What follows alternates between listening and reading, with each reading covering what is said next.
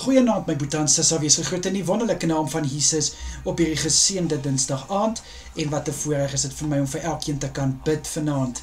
Ek hoop julle het 'n baie lekker dag gehad, en julle kon alles doen wat julle moes doen. Kom ons bid saam. Vader, baie dankie vir nog 'n dag wat in ons lewens toegevoeg was. Dankie dat U ons gespaar het deur hierdie dag, Here. Baie dankie dat ons bevoorreg is om 'n aand te kan binnegaan, Here, 'n nag van rus te betree. So baie dankie vir U oop hand oor elkeen van ons deur hierdie dag.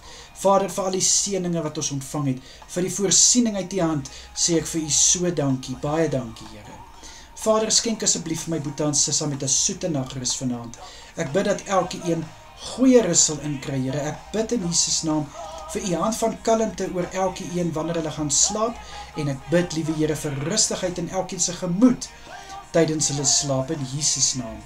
Vader, my gebed is ook dat U asseblief vir elkeen sal beskerm en veilig hou deur vanaand in Jesus naam. En Here, dan kom lê ek elke persoon voor U neer wat genesing nodig het. Elke een, Vader, wat 'n gebed nodig het vir gesondheid.